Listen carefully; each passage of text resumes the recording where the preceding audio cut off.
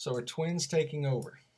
Today we're going to be talking about single baby births versus that of twins, multiples, and a few of the misnomers that my wife and I have picked up along the way.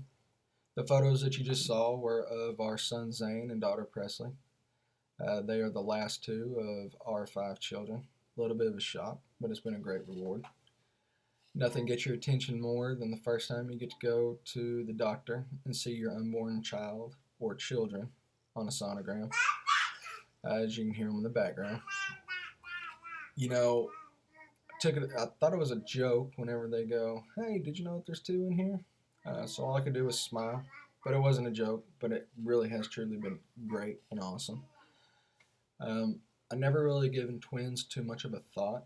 While the idea wasn't foreign to me, I've got great aunts that are twins, and my best friend growing up, his older brother and sister were twins.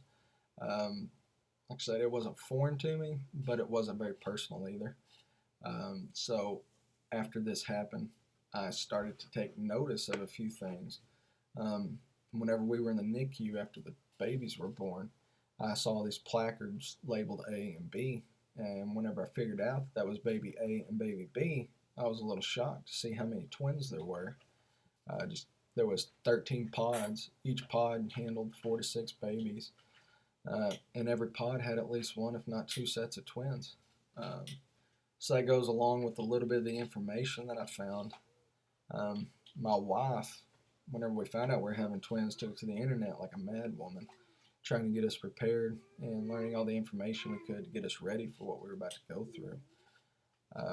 And one of the key things that kept popping up was IVF linked to twins and multiples. Did a little reading, a little searching around. And then from 1980 to 2009, the rates in twins and multiple births had risen by 76%. So going back to being in the NICU, 75 kids in there, 25 were twins. So that number seemed pretty dead on. While given since 2009, the rate in multiples, triplets, quadruples of that sort have dropped, and that's to advances that they made in vitro fertilization and other fertility treatments.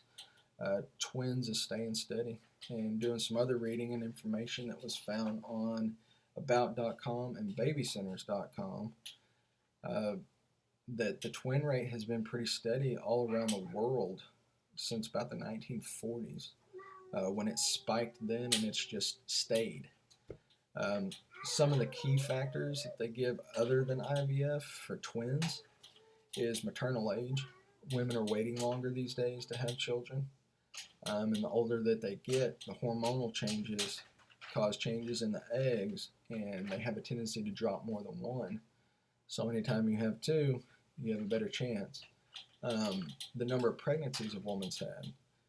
More times you get pregnant, the better chances. If you having twins, just like anything else, the more you try, the better your chances are. The one that got my wife and I's attention the most was the history of twins. Once you have twins or multiples or more, you're 12% more likely in a future pregnancy to have another set of twins or multiples. And so that was probably the biggest determining factor in us saying we were done at 5. That was enough. While having twins is a great source of attention and conversation whenever you're out in public. Most of it starts out innocently. They're so cute. That's so cute. I love it. And it's usually followed up with something pretty negative. Like, better you than me. Bless your heart. That looks like too much work. It's conversations and like that make me want to run people over, hit their heels with my shopping cart. Whether you believe it or not, twins really aren't that much harder than just having one baby at a time. You just do everything twice. You're already doing it once. What's the difference in doing it twice? And who doesn't like babies? Everybody likes their smell. They like their cuddles. They like their laughs. It's what everybody loves whenever babies first come around. So we got it twice. So it was pretty awesome. Babies, even though they start out in the NICU, they have a better tendency and better rate of growth and development. That's because they're learning from each other as well as their surroundings, but they have another baby that's learning right along with them, so they're able to pick up on things faster They learn how the other one's doing it, so it helps them out. They'll never be alone, ever. They've got a bond that they're probably not going to know again until they have children of their own. So it's nice to know that they'll have somebody to go through everything with. So who really knows behind the rise of multiples, quadruplets? Most of the information you read is going to tell you that it's IVF and fertility treatments. And that's probably true. Uh, while they have been able to curb that through advances that they made over the last few years, the rate in twins is just not going anywhere, and it's been that way since the 1940s. So don't look for that to change anytime soon. So are twins taking over this household? Yes, they are, but it's not a bad thing.